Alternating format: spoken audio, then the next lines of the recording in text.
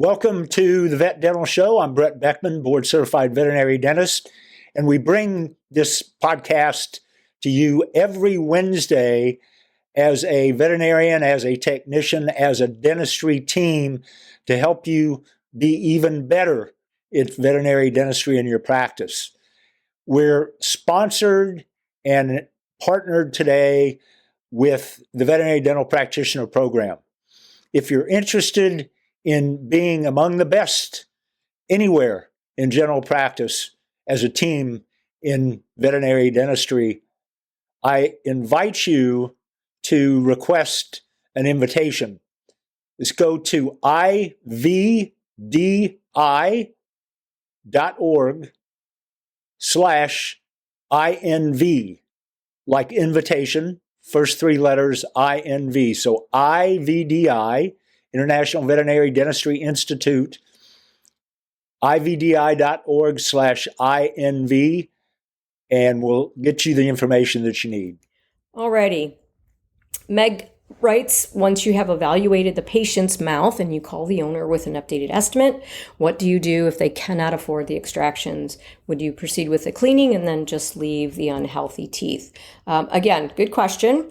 And this is where we want to always have that plan B. We want to, number one, ask what kind of budget are you working with?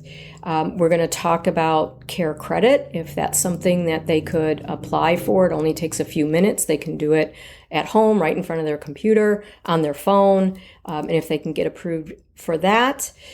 If not, then whatever budget they're working with, again, we're going to try and get that idea of their budget before we even admit or schedule an appointment, so we have some budget to work with.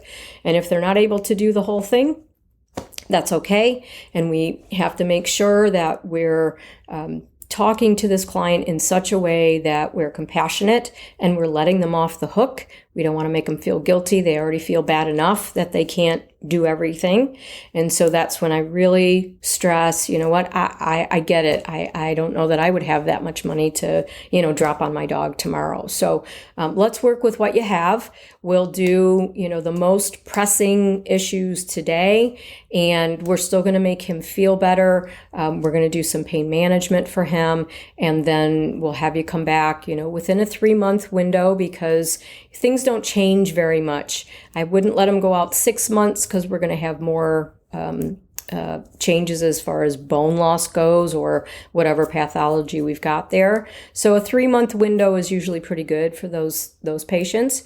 And just let them know we're still going to have a really positive effect today, and we'll work with you. And, we want to treat your pet as much as you want to get him treated, but we understand, finances. We'll work with that. So we always have a plan B in place. Susie Bailey asked, you give all estimates, all clients the same estimate.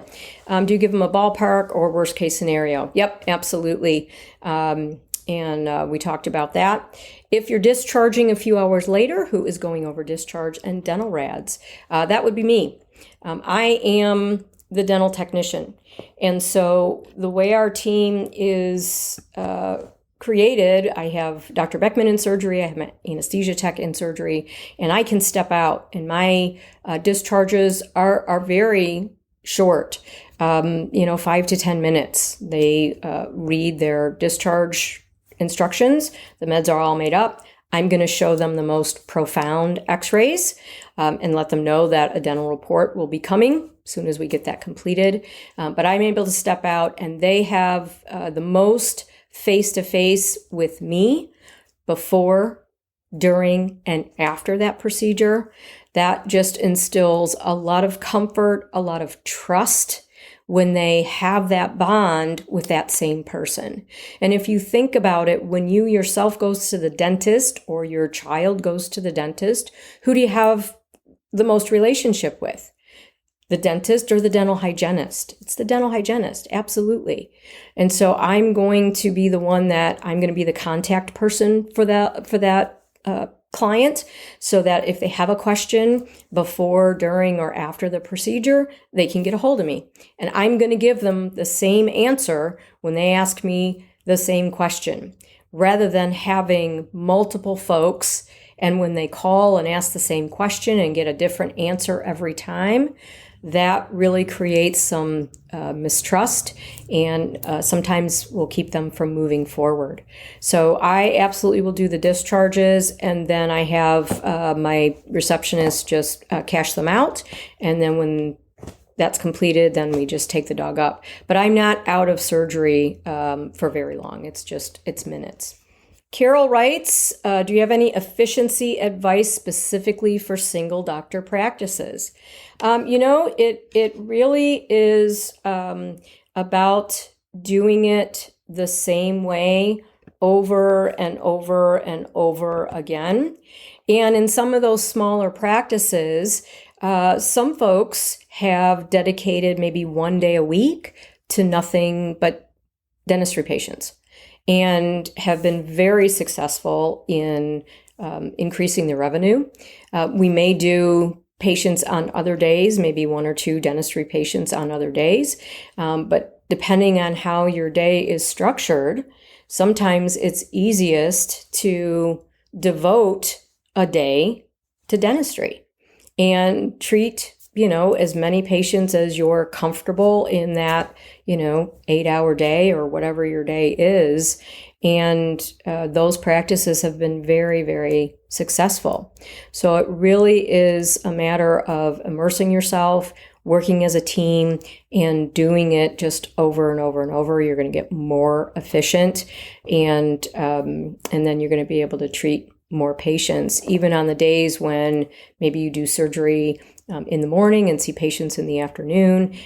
Really kind of gives you a little bit more flexibility when you're comfortable and you get to that level. And it's going to take some time. It's not something that's going to happen overnight. But the more you do it, the more you're going to become immersed in that, and it will just be a reflex that you're just going to do over and over and over again. Don't count out those single doctor practices. They can crank out the patient care and be very, very successful. Nancy writes, do you think a handout for the client to receive at drop-off about anesthesia risks and the procedure outline would help with anxiety clients going through when their dog is in for a dental? What helps more is a conversation with the dental technician. And that can happen prior to admit. A lot of times when I was in general practice, and I was pretty much the dental technician, and if we had a patient that is being recommended for a dental procedure, I would pop in and have a conversation with that owner, let them know exactly how the day goes, why we do what we do, and talk about anesthesia.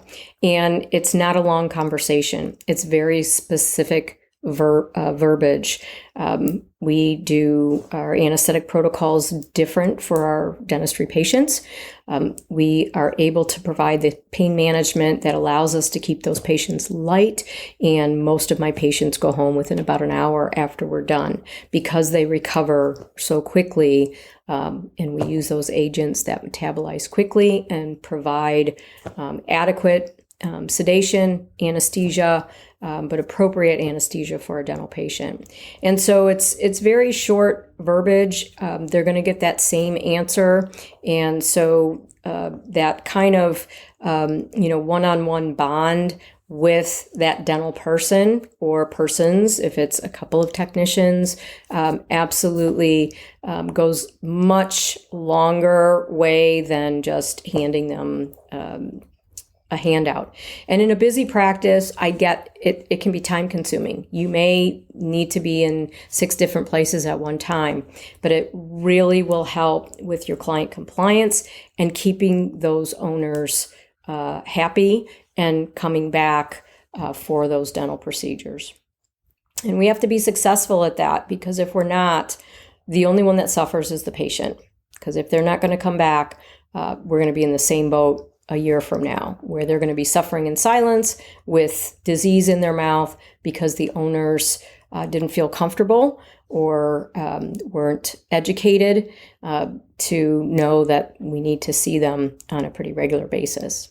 April asks, what would be your butorphanol dose? 0.1 mLs per 10 pounds.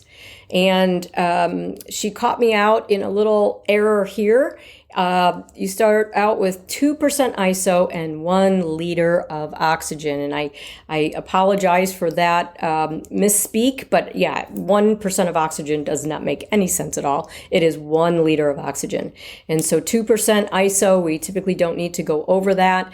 If I need to get my patient to a little deeper plane of anesthesia, if they're chattering, if they're moving around, I'm going to ventilate and really fill their lungs with that isoflurane and get them back down to a more manageable level. But yeah, we are talking about 1 liter of oxygen. Good question. Maddie writes, is it common to have use the same size sensor for all of your different dental patients? Yeah, absolutely. Tricks and tips. I would definitely get to hands-on live dental radiograph positioning. A number 2 sensor I can use in everything from a 200-pound Irish Wolfhound to a 3-pound Maltese. And there are some nuances, there's some tips and tricks, but certainly hands-on and positioning. And when I teach live, I absolutely go over some of those tips and tricks as far as working with a bigger dog, working with a really teeny weeny dog to still make your views diagnostic. And it's a lot about troubleshooting and using that tube head to be able to get your x-ray onto that sensor, even if we can't get it to where we absolutely need it, primarily caudal mandible in those little teeny dogs. And there's definitely some techniques that you can learn in order to be able to do that with all of your patients. Alrighty, we've got time here for 1 or 2 more questions. Do you use hydro with torb? Again, the torb reversal effects. The torb is gone before my hydro, so I typically will still see them comfortable post-operatively and still sedate preoperatively as well. Marcia writes, I've noticed in the clinic I just moved to, a lot of patients don't breathe on their own. Would this be due to the pre-anesthetic or is something else a factor? Well, it depends on what you're inducing with.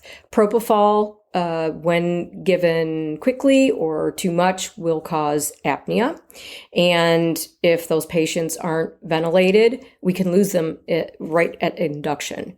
And so the pre-med, typically I don't have an issue with patients not breathing because of the pre-med. It's almost always due to induction and use of propofol.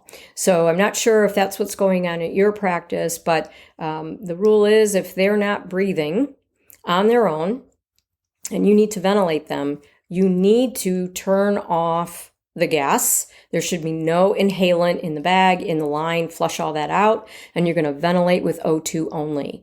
If we ventilate with an inhalant in the line, that patient is going to get way deep and we're going to lose them, especially if they're not breathing on their own. They're already too deep.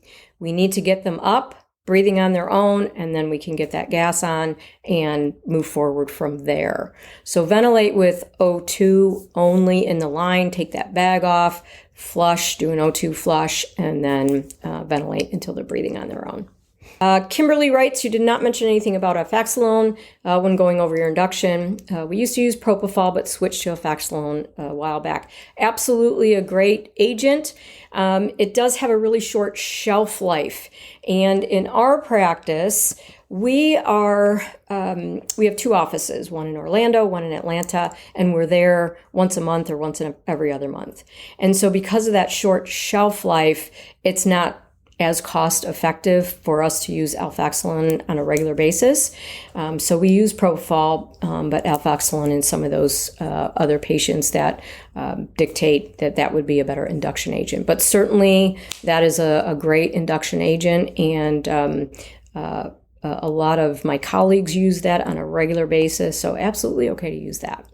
And I hope this is helpful in establishing a really nice standard of care and eliminating some of the frustration and anxiety that comes with trying to do a good standard of care with regards to dentistry. I hope we've given you some good information, and hopefully we can move you forward. Thanks so much. Have a good week. I hope you enjoyed that episode. If you'd like more information about the Veterinary Dental Practitioners Program, please submit to request an invitation at ivdi.org/INV.